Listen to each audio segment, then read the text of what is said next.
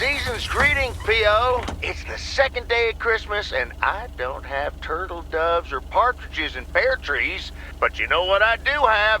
P.O. positive or pet peeves? Season's greetings to you too, Jack. It's, Angela here. I watched the movie Gremlins the other day, right in my own cozy VCR-equipped living room. And I just want to say that it was a lovely and inexpensive way to have a great time. Thanks for the tip, Angela. I'm going to assume that wasn't a surreptitious advertising for the Flick Shack. And I'm also going to assume my next rental there will be free of charge. Hey! Okay, on to the weather. It looks like we'll have lots of snow today. How about some music now? Invincible bells letting everyone know.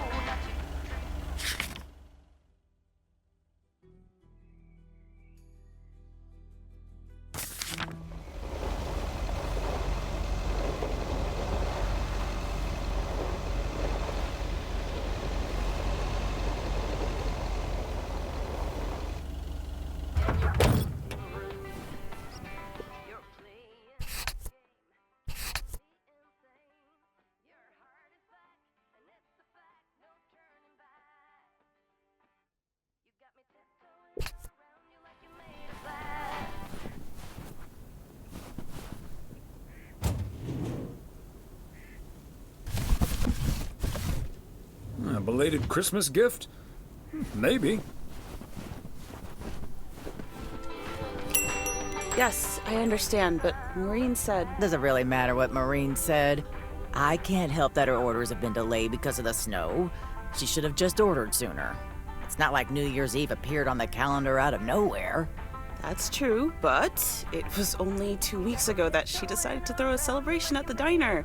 And once we're sure we can host a proper party for everyone, you are also invited. That sounds an awful lot like blackmail to me. Please come to my party, Nancy. But first, hand over a football team supply of cheesy dip, quiche, and sloppy joes. I'm sure she didn't mean it that way, and I'm sure you're more than welcome either way. But I have to run now. Bye, Nancy, and hi-bye, Thomas. Bye, Kay. Maureen Hennessy strikes again. P.O. would be a boring place without her. Boring? Drama-free might be the word you're looking for. One thing's for sure, she does not know how to run a business. Always bites off more than she can chew. And now I'm supposed to come to the rescue?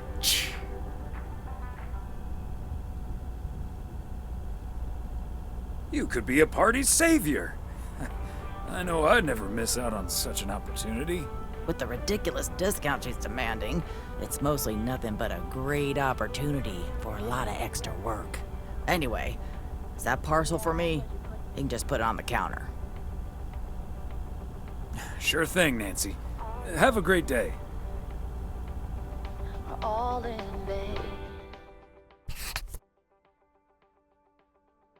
Who will pick you up when you've lost everything? Does it all become...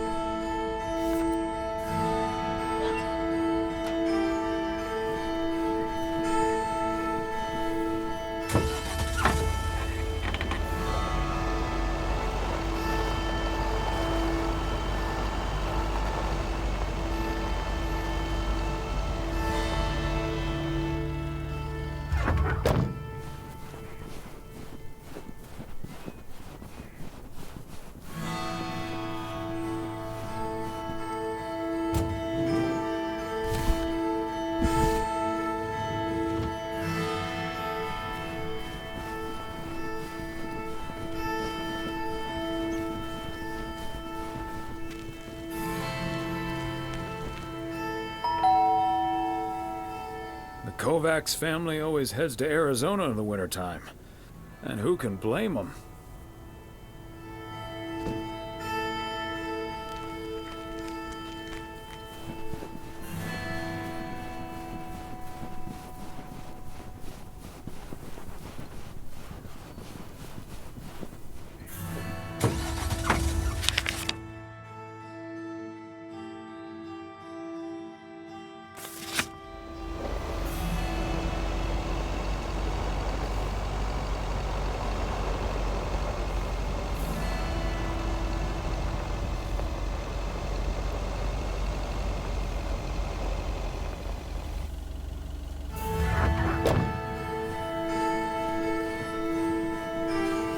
There we go.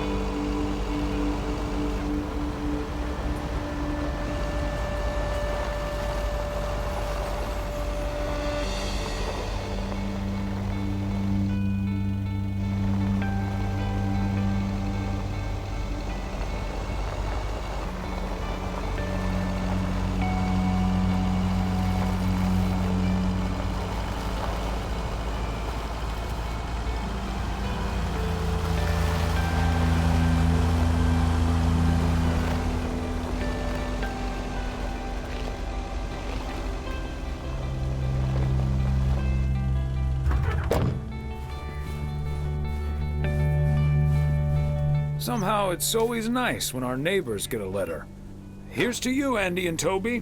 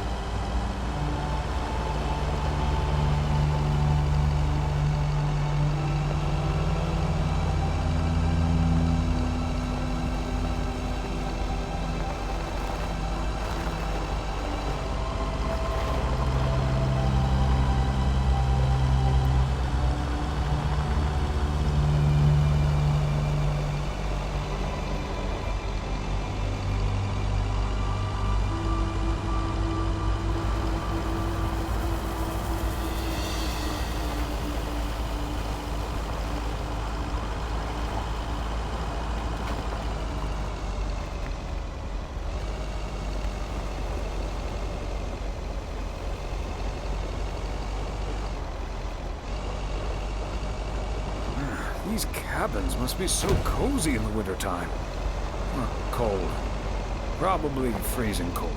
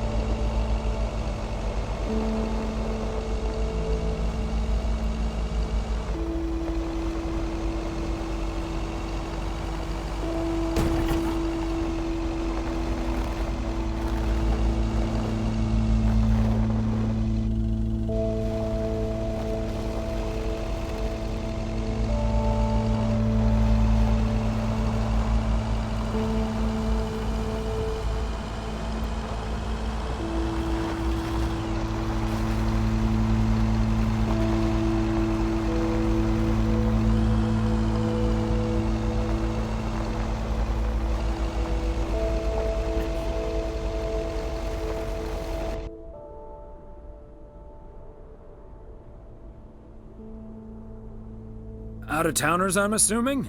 Welcome to Providence Oaks. Yeah, just a second, my good man. Gabriel, can you figure out what's wrong with this blasted vehicle? Give me some good news here. I mean, I'm not really a car mechanic, Mr. Price. But I know the smoke isn't a good sign. No duh, Einstein. Say, hey, Mr. Mailman, what's your story?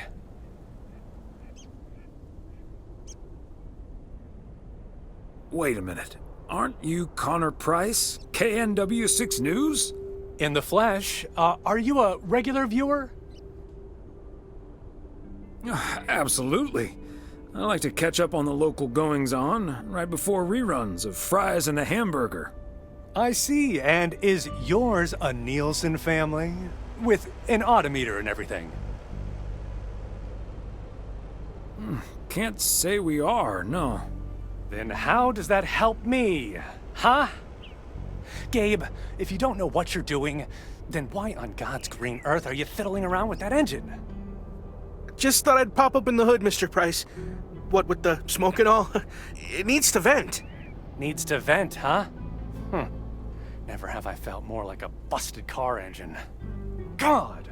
I'm dying in this podunk country-ass town. Bunch of freaking yokels. So, hey there. I see you've already had the privilege of the full Connor Price experience.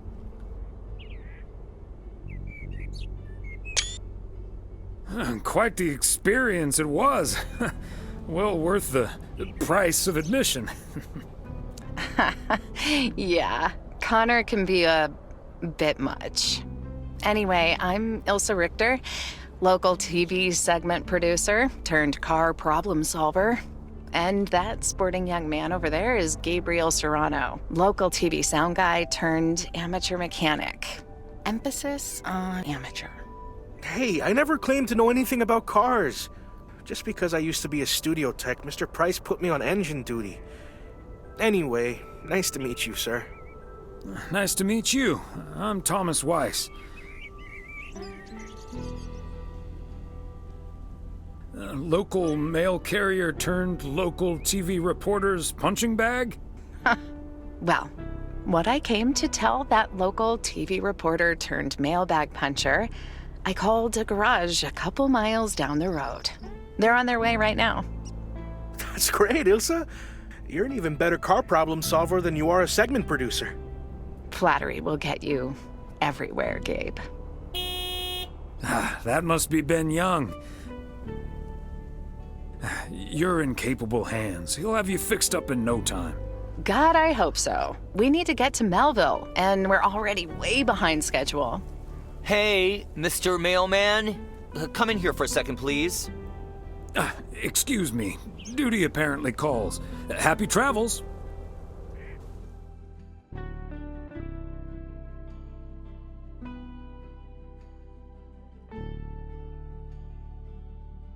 This is your alternative to working at the post office? Uh-huh. Hey, I'm new here. All of a sudden, I have to check in 3 people at once who want their own rooms. Separate but close to one another, all equipped with TV VCRs.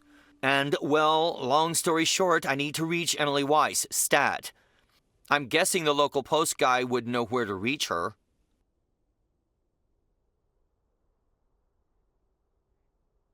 Sure. Her home number is 555 Go Take a Hike. Oh, thank you ever so much for nothing. God, where am I supposed to see whether room 2 has a VCR installed? I'll just leave the parcel here on the counter. Bye. They're already gone. Mighty fast towing there, Ben.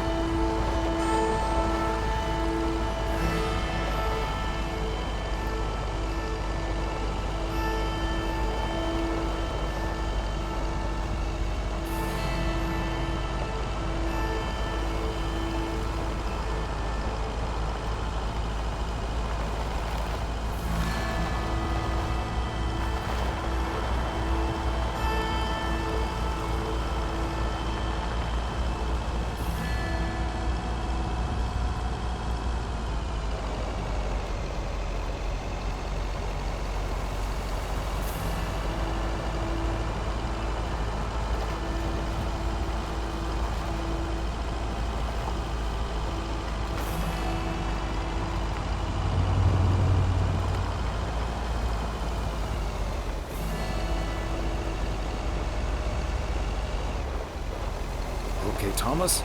Just keep the wheels steady and trust the snow chains on the tires.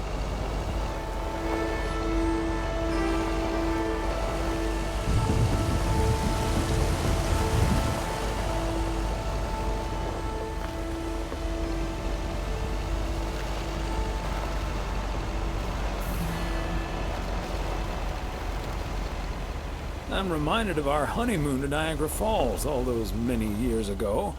A little more impressive than our local waterfall, but not by much.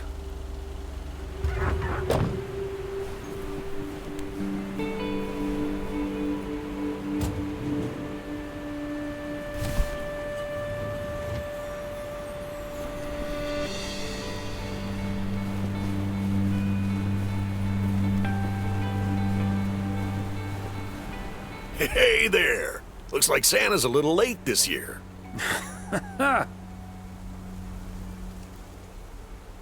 That's what you get for not being a good boy, Robert Harris. Let me try to make it up to you. Take that heavy load off your hands. That must be the fire pit I ordered. Now I can finally go ice fishing without freezing at the same time. Ice fishing? And here I thought there'd be no more fishing until spring. Don't knock it till you've tried it, Thomas. Bert's out of town, so I could use someone else to talk to. Not that Bert talks that much. How about it? Tomorrow evening? Sure, let's do it. But you better make sure that fire pit is working. Perfect. I'll bring all the gear, but feel free to bring some booze. Hey, did you have a nice Christmas, by the way? I've had better. My daughter couldn't make it. Sorry to hear that. Anyways, I won't hold you up any longer. I need to assemble this baby. See you tomorrow, Thomas. I'll come pick you up.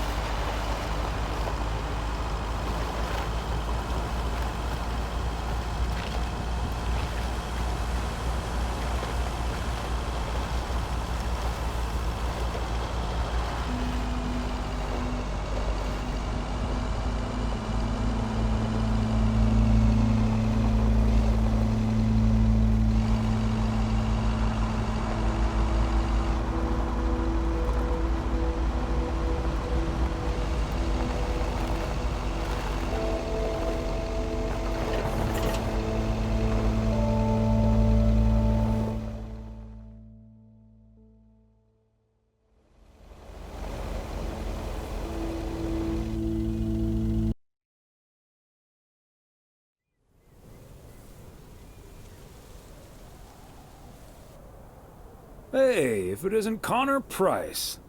Oh, that's him, huh? He's taller than he looks on TV. I was hoping you'd be spared the Connor Price experience. Suffice it to say, he was not friendly. Wow, Sounds like a real jerk.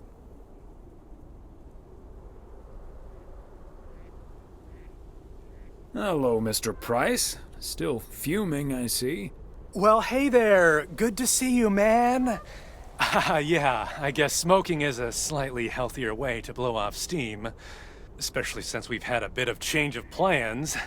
Oh, hi, ma'am. I don't think we've met. Connor Price, KNW6. Welcome to the Oregon Trail Motel, sir. Better get to work, honey. I'll see you tonight. Okay, what's up with her? Christmas hangover?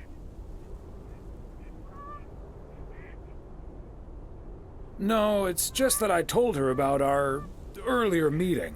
Oh, I see. Yeah, about that. Listen, I'm man enough to admit that it wasn't my finest hour. I'm usually a lot more easygoing. In fact, the Willamette Week once called me one of the most likable faces in local broadcasting.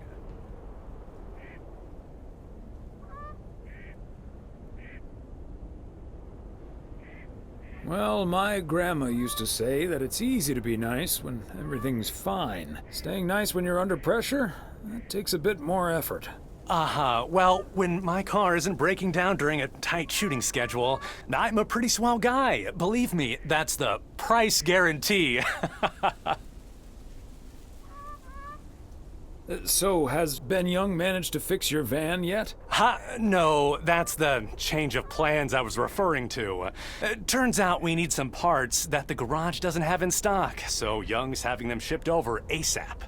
But in the meantime, we've decided to stay right here in lovely, picturesque, whatchamacallit, USA.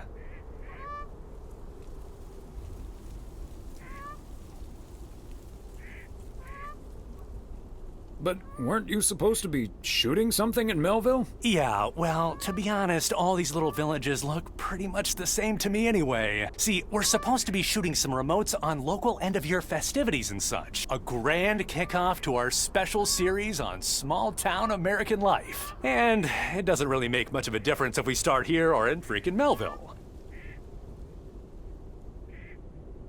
Except, of course, that Providence Oaks is way nicer than frickin' Melville. I was gonna say, this town has warmth. I like warmth. And so do our viewers, I'm betting.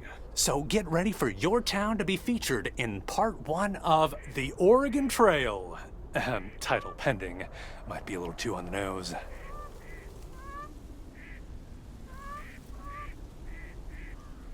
That is the same name as this motel. So I guess it isn't particularly original. My wife works here as a receptionist, but she's not the one who named it. See, this is what I'm talking about. Real conversations with real Americans, right? But as fun as this is, I should be turning in. The three of us each got our own quaint little room. Mine's non-smoking, unfortunately. Still beats Gabriel's. His doesn't even have a TV. Can you believe it? Oh, the irony. Anyway, great banter. See you around, my main mailman. Bye.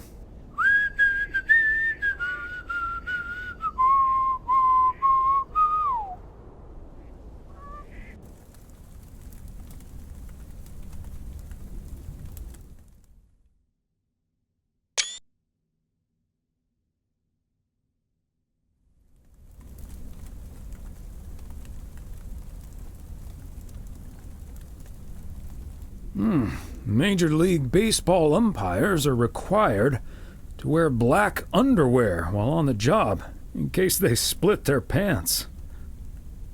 Golf is the only sport to have been played on the moon. On February 6th, 1971, Alan Shepard hit a golf ball on the moon. Because of the low gravity, it may have traveled more than a mile.